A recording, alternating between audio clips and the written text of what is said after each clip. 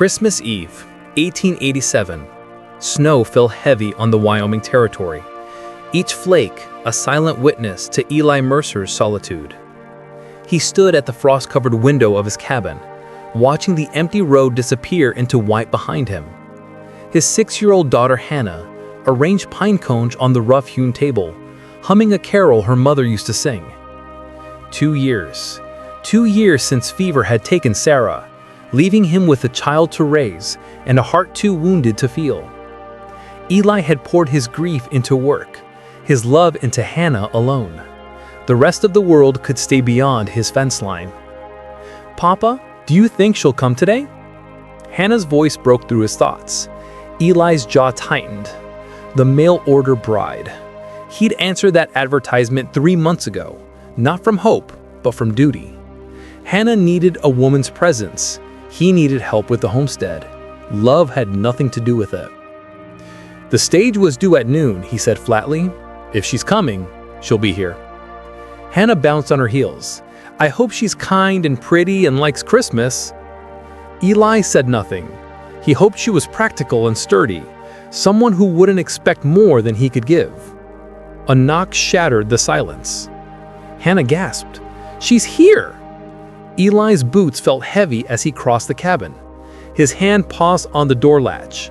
He took one breath, then opened it. A woman stood in the snow. Her dress was threadbare and patched in 3 places. Her shoes were worn through at the toes, wrapped with cloth against the cold. She clutched a single carpet bag, her knuckles white. Her face was pale from the journey, but her eyes, dark and steady, held no shame. Eli's stomach dropped. This was not what he had expected. She spoke his name like a question and a prayer combined. "Mr. Mercer, I'm Margaret, your bride." Behind him, Hannah pushed past his legs, her small face lighting up like sunrise. "Papa, she's cold. Let her in." Eli stared at Margaret's poverty, at the rags that barely kept out winter's bite. His first instinct was to close the door, not from cruelty, but from fear. What had he agreed to? What desperate circumstances had driven this woman to his doorstep? But Hannah was already reaching for the stranger's hand, and Eli found he could not move. The winter wind howled between them, carrying snowflakes across the threshold like scattered promises. Margaret stepped across the threshold, and snowflakes melted on her patched shoulders like tears. She carried herself with quiet dignity despite her circumstances, her spine straight, her chin level. No apology lived in her posture. Hannah tugged at her father's sleeve. "Papa, she's frozen. She needs warm coffee." "Hannah," Eli started, but her daughter was already pulling Margaret toward the fire. "Sit here, Miss Margaret. This is the warmest spot. Papa built his fireplace himself. He's very good at building things." Margaret allowed herself to be guided. She sank into the chair, and for just a moment, her composure flickered, exhaustion and relief crossing her faces, before she gathered herself again. "Thank you, child," she said, her voice gentler than Eli expected. "You have your father's kind heart." Eli nearly laughed at that. His heart hadn't been kind in 2 years. Hannah disappeared into the kitchen and returned with a cup of coffee. Eli recognized it immediately. Sarah's cup, the one with the chipped handle that she'd refused to throw away. His daughter handed it to Margaret with ceremony. "This was Mama's favorite cup," Hannah explained. "She said it had character." Margaret's hands shook slightly as she accepted it. "Then I'm honored to use it." She drank and color began returning to her cheeks. Eli watched from the doorway, arms crossed, saying nothing. He should ask about her circumstances. He should inquire about her journey. Instead, he studied her, the careful patches on her dress, each stitch precise despite the rough fabric. The way she held the cup with both hands, savoring the warmth, the steadiness in her eyes when she looked up and found him watching. "Mr. Mercer," she said quietly, "I know this isn't what you expected." "No," he agreed, "it isn't." She didn't flinch. "I can explain my circumstances if you allow, later." His voice came out harsher than intended. "Hannah, show Miss Margaret to the spare room. She'll need rest after her journey." Hannah beamed. "Come on, Miss Margaret. I helped Papa clean it special for you." As they disappeared down the hall, Eli turned to the window. The snow was falling harder now, covering any tracks. If he was going to send her back, he'd need to decide soon before the roads became impassable. From the spare room, he heard Hannah's chatter and Margaret's patient responses. Then something unexpected. His daughter's laughter, bright and genuine, a sound he hadn't heard in months. Eli's hands clenched at his sides. One night, he told himself, he'd give her shelter through Christmas. Then he'd decide. But even as he made the bargain, he knew something had already shifted. Hannah's laughter echoed through the cabin like a ghost returning to life. Evening settled over the cabin like a wool blanket, heady and insulating. Outside, the wind had died to whispers. Inside, the fire crackled its steady rhythm while Hannah sat at the table, showing Margaret her collection of bird feathers. "This one's from a bluebird," Hannah explained.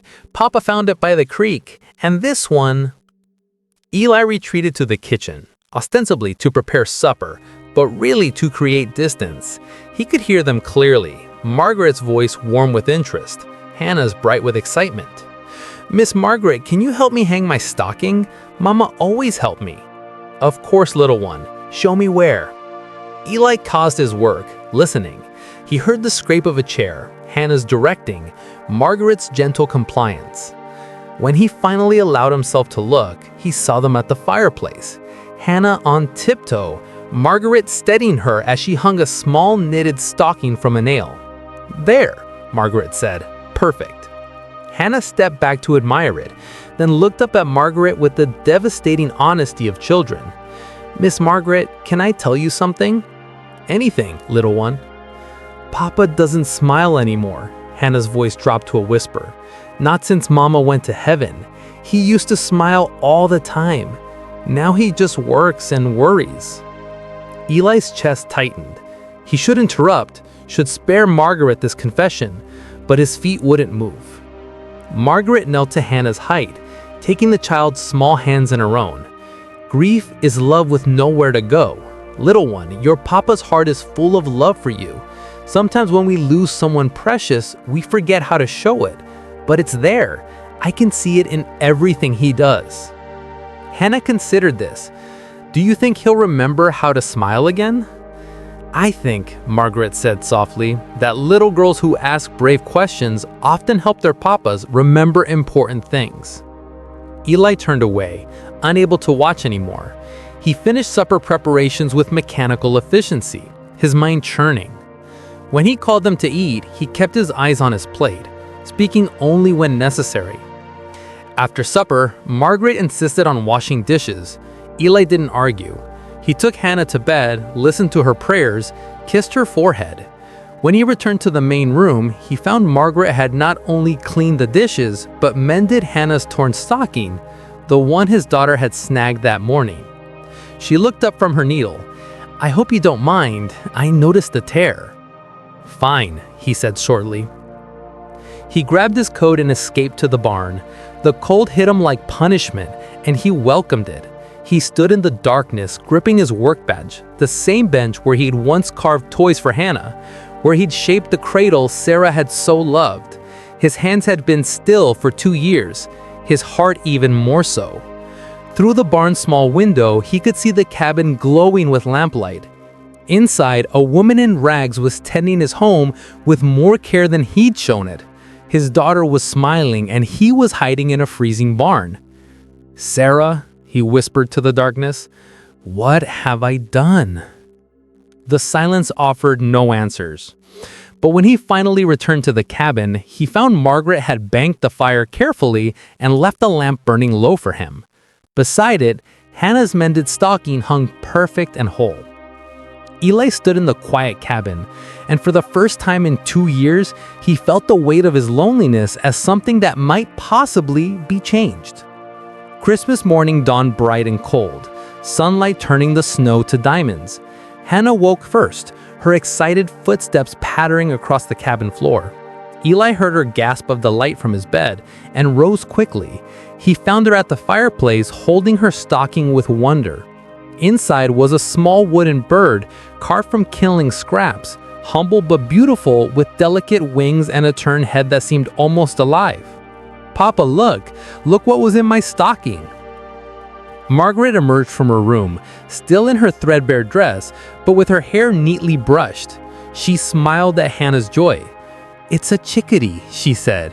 "They're brave little birds. They stay through winter when others fly away." Hannah clutched the bird to her chest. "Did you make this, Miss Margaret?" "I did. I hope you like it." "I love it." Hannah launched herself at Margaret, wrapping small arms around her waist. "Thank you, thank you." Over Hannah's head, Margaret's eyes met Eli's. He saw uncertainty there. Had she overstepped? Eli managed a stiff nod. "That was kind of you," he said. The days that followed took on a careful rhythm. Margaret rose early, had coffee ready when Eli came in from morning chores. She tended the cabin with quiet efficiency, patching drafts, organizing the pantry, stretching their provisions with skill that spoke of hard experience. Hannah shadowed her constantly. "Miss Margaret, teach me to make biscuits. Miss Margaret, show me that stitch. Miss Margaret, tell me about Missouri." Eli watched from his careful distance. He took meals quickly, spoke in short sentences, retreated to work whenever possible. His heart remained armored, his walls firmly in place. Yet he noticed things. The cabin felt less empty. Hannah's nightmares, those terrible dreams where she cried for her mother, had ceased. Margaret's presence filled spaces he hadn't realized were hollow. One evening, Hannah brought him a sampler she'd been working on with Margaret's help. The stitching was crooked, but earnest. Home is where love grows. "Miss Margaret helped me with the hard letters," Hannah said proudly. "She's a good teacher, Papa. Did you know she was a real school teacher in Missouri?" Eli looked at the sampler, then at his daughter's hopeful face. "It's fine work, Anna."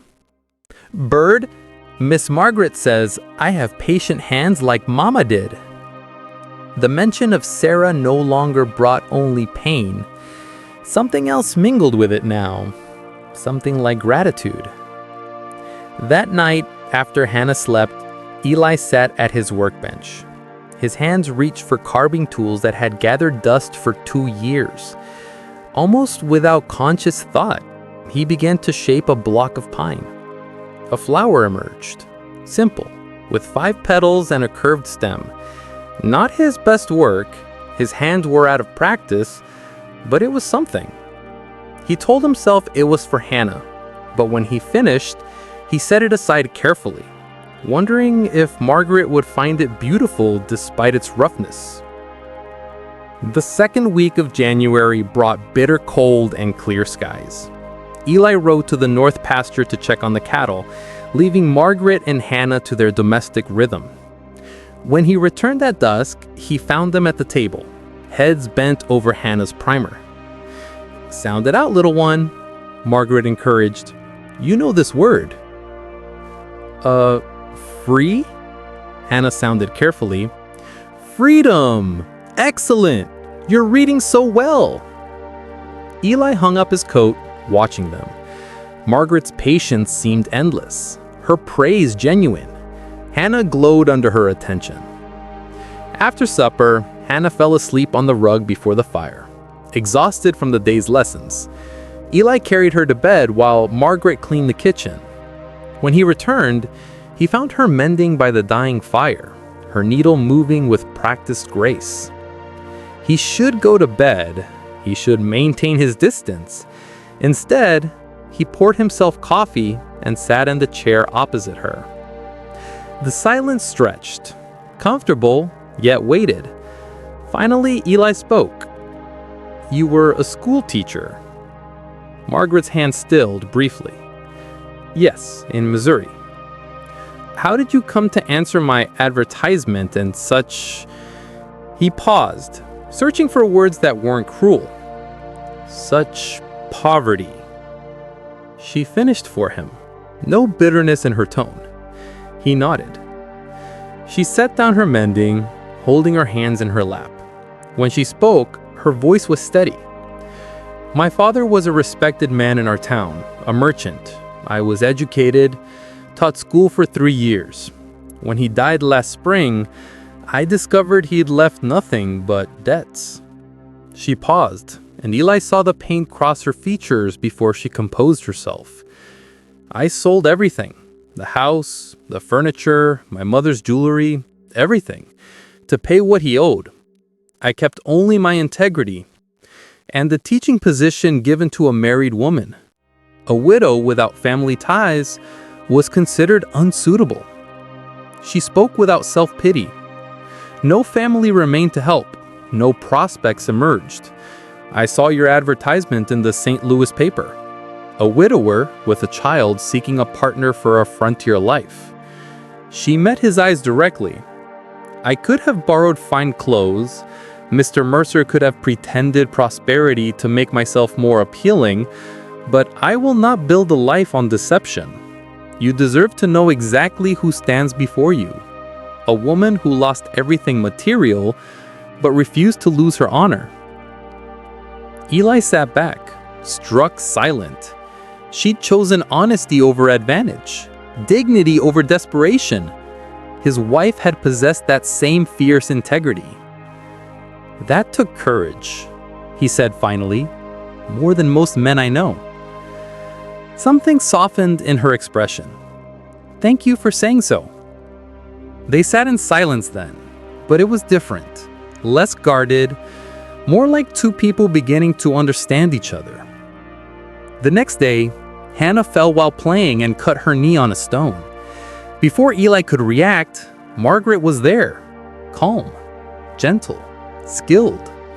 She cleaned the wound with careful hands, soothed the tears with soft words, and within minutes had Hannah laughing about her battle scar.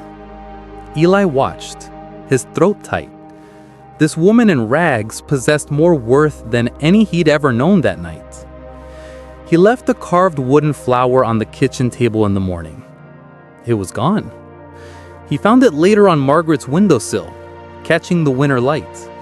Neither of them mentioned it, but something unspoken had passed between them, fragile as frost, but present. The third week of January brought Eli to town for supplies. He drove the wagon through snow-packed streets, his breath clouding in the bitter air. The general store was warm and crowded with townsfolk escaping the cold. He had barely begun gathering supplies when Widow Carson descended upon him, her circle of gossips in tow. "Eli Mercer," she cooed, her smile sharp as icicles. "We've been wondering about you. Word has it you've taken in your mail-order bride." Eli's jaw tightened. "I have." "And is it true," another woman interjected, "that she arrived in rags on Christmas Eve?" "No less." "Her circumstances were modest," Eli said carefully. The widow clucked her tongue. "Such a shame. A man of your standing, Eli? Your Sarah was from good family. And now, well," she leaned closer, voice dropping to false sympathy. "A proper woman would have had means.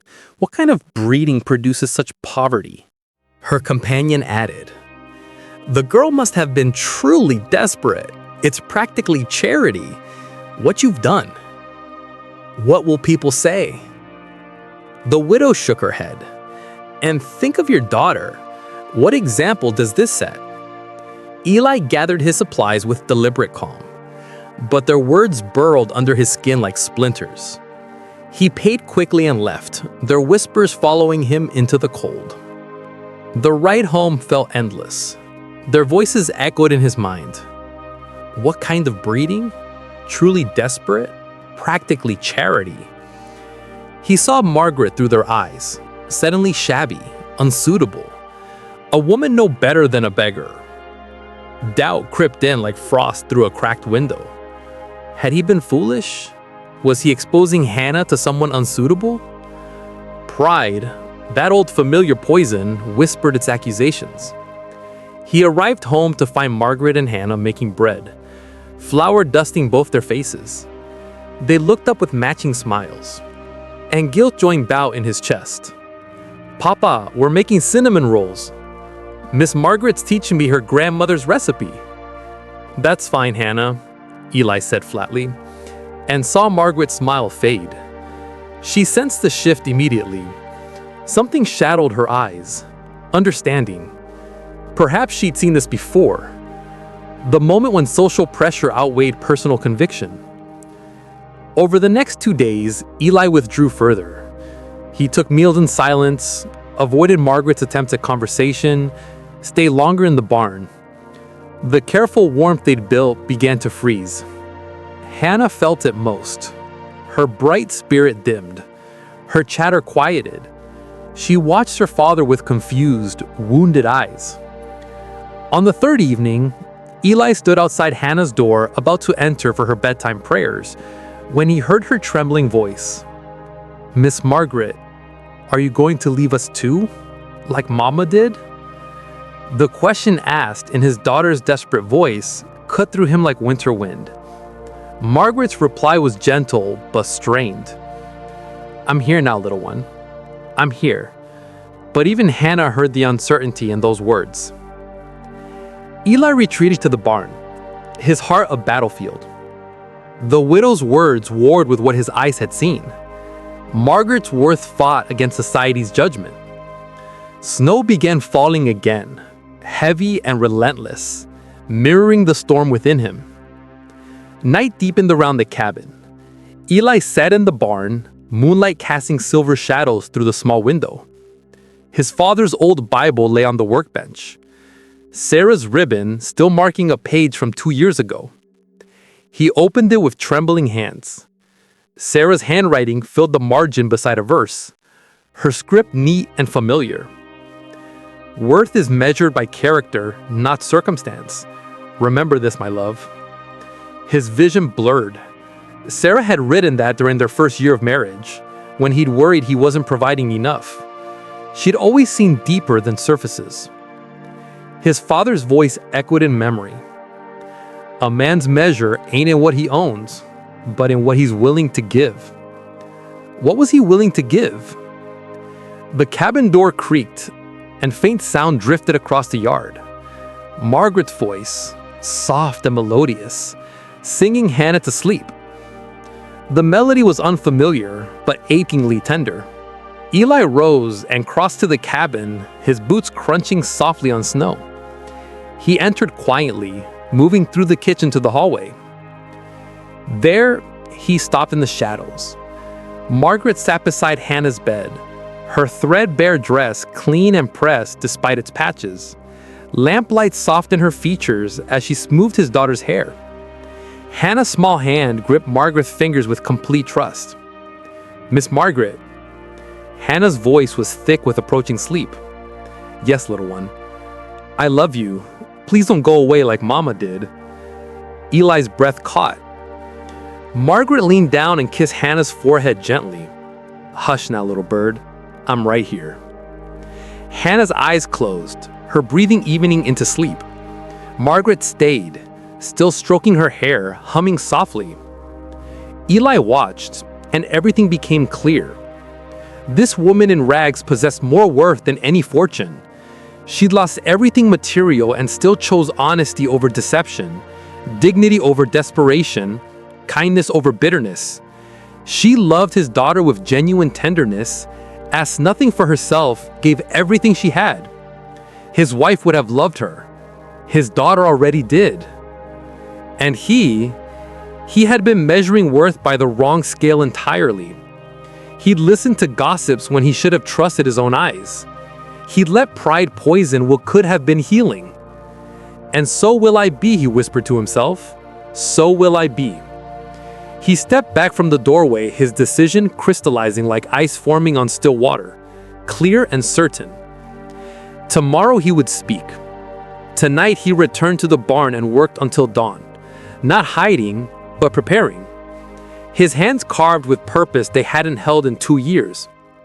When sunrise painted the sky pink and gold, he held up his finished work. The wooden flower now complete with delicate leaves and a curved stem, polished smooth with loving care. Beside it, on the workbench, lay a small box. Inside rested a simple ring, Sarah's mother's, passed down with a note in Sarah's handwriting for the next woman worthy of your heart, whenever you find her. The coldest winter was breaking. All he had to do was open the door. Morning light flooded the cabin kitchen as Eli stood at the stove preparing breakfast. His hands moved with purpose he hadn't felt in years. Coffee steamed in the pot. Eggs sizzled in the pan. Toast browned over the fire behind him. He heard Margaret's footsteps pause in the doorway. "Mr. Mercer?" Surprise colored her voice. He turned, wiping his hands on a cloth. "Please sit. Breakfast is nearly ready." She hesitated, then moved to the table, her expression cautious. He'd heard her with his withdrawal. He saw that now. Her dignity remained intact, but weariness had replaced the tentative warmth of recent weeks. He brought coffee, toast, eggs, set them before her with care. Then he sat across the table, his heart hammering against his ribs. "Margaret," he began, and saw her tense at the use of her name. "I owe you an apology." She waited, her dark eyes giving nothing away. "When you arrived, I looked at you and saw rags. I listened to town gossip and heard judgment." He forced himself to hold her gaze. "But I failed to see what my daughter saw immediately. A woman of courage, integrity, and uncommon worth." Something flickered in her expression. Hope, perhaps, carefully guarded. "You could have come to me and borrowed finery and pleasant lies," he continued. "Instead, you came in truth, offering exactly who you are. That takes more courage than any man I know." He paused, gathering strength for what came next. "My wife died believing that character matters more than circumstance.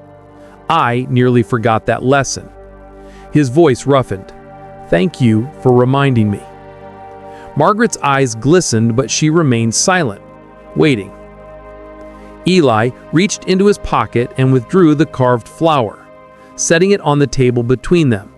Beside it, he placed the small box. "I've watched you these weeks," he said. "Your kindness to Hannah, your dignity despite hardship, your strength in facing judgment. I see your worth, Margaret, all of it." He opened the box, revealing the simple ring. "This was my wife's mother's ring. Sarah left it with a note for the next woman worthy of my heart." Margaret's composure cracked. Tears spilled down her cheeks. "I choose you," Eli said, his own voice breaking. "Not despite your circumstances, but because of who you are within them. Your poverty doesn't diminish you. It reveals you when you lost everything. You kept your honor. That's worth more than any fortune." He reached across the table and took her hand, the first intentional touch between them. Her fingers were warm in his, trembling slightly. "Will you stay, Margaret? Not as arrangement, but as family. Not as charity, but as chosen. Not as obligation, but as—" He stopped, the word too large for his wounded heart to speak. But she understood. She always had. "Yes," she whispered. "Yes, Eli, I will stay, and I will spend every day proving your trust well placed." Her tears fell freely now, not of sorrow, but of being truly seen, truly known, truly chosen. He squeezed her hand and felt something long frozen begin to thaw. From the hallway came small running footsteps. Hannah burst into the kitchen, having heard everything. "Papa, Miss Margaret, does this mean she's staying forever? Does this mean she'll be my—" She stopped, afraid to speak the word aloud. Margaret opened her arms, and Hannah flew into them. "I'm staying, little bird. I'm staying." Hannah's sobs of joy filled the cabin as she clung to Margaret with all her small strength. Then she reached for her father, pulling him into their circle. Eli wrapped his arms around them both, his daughter and the woman he'd chosen. The three of them held each other while morning light streamed through the window, illuminating them like a benediction for the first time in 2 years. Eli smiled, and his heart, so long armored in grief, began to beat with hope again. Sunday arrived cold and clear. Eli helped Margaret into the wagon, noting how she wore her threadbare dress with quiet dignity. He'd offered to buy her new clothes, but she'd declined. "Let them see who you chose," she'd said. "Let there be no deception." Hannah sat between them, holding both their hands, forming a bridge. Eli flicked the reins, and the horses moved forward. Toward town at church, the congregation turned as they entered. Eli felt the weight of their stares, heard the whispers begin. He squared his shoulders and guided Margaret and Hannah down the aisle to their pew. After the service, Widow Carson approached, her smile fixed and false. "Eli, dear," she cooed, "so good to see you. And this must be Mrs. Carson," Eli interrupted, his voice carrying clearly. "I'd like to properly introduce my intended wife, Margaret." The widow's expression sharpened, ready to deliver some cutting remark. But Eli continued before she could speak. "She came to me with nothing but her character, and I found it worth more than any fortune I've ever known. I reckon that's the truest wealth there is." Silence fell around them. The widow's companions exchanged glances. Eli wasn't finished. "And if this town measures worth by cloth rather than character, then this town has some learning yet to do." He offered Margaret his arm. She took it, her head high, her dignity unshakable. For a long moment, no one moved. Then Mr. Thompson, the blacksmith, stepped forward. He removed his hat and bowed slightly to Margaret. "Well said, Mercer. We'd be honored to welcome you to our community, Miss Margaret. Anyone with sense can see quality when it stands before them." His wife joined him, taking Margaret's hand warmly. "We'd love to have you for supper sometime. Our door is always open." Others followed the banker's wife, the schoolmaster, the reverend himself. The tide turned, gossip giving way to grace, judgment yielding to generosity. Even the widow managed a tight smile before retreating. The ride home was peaceful. Hannah chattered about the reverend's sermon, while Margaret and Eli exchanged glances that spoke more than words could convey as they approached the cabin. Eli pulled the wagon to a stop. "What is it, Papa?" Hannah asked, but he was looking at the cabin doorstep, where something had caught his eye. He climbed down and helped Margaret and Hannah to the ground. There, beneath the melting snow, pushing up through the cold earth, green shoots emerged, purple and gold crocus heads just beginning to open. Hannah spotted them and gasped, "Papa, Mama's flowers are coming back!" She knelt beside them, touching the delicate petals with wonder. Margaret knelt beside her, her threadbare dress trailing in the snow. "They've been there all along, little one," Margaret said softly, "just waiting beneath the surface, waiting for warmth to help them bloom." Eli understood perfectly.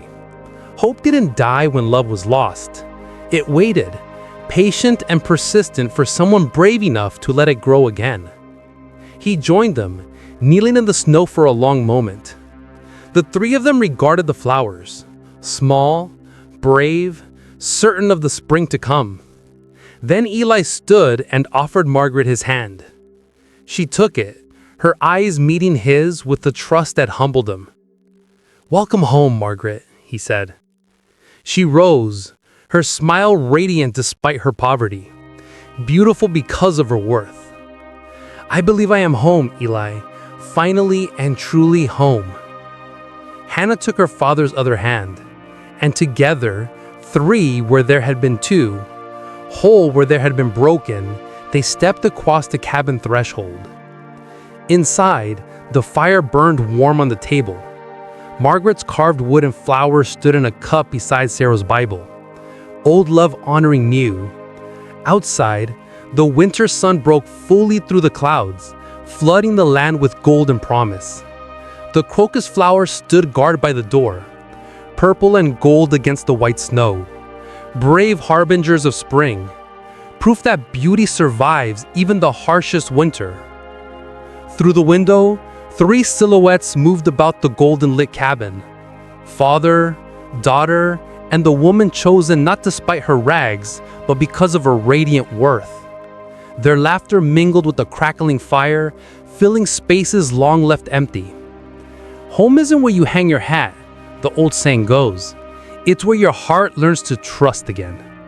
And in that cabin, on the Wyoming frontier, where winter was surrendering to spring and grief was yielding to hope, 3 hearts had found exactly that. The coldest winter breaks when someone's brave enough to open the door. Eli had opened his, and Grace, wearing threadbare clothes and carrying only her integrity, had walked in.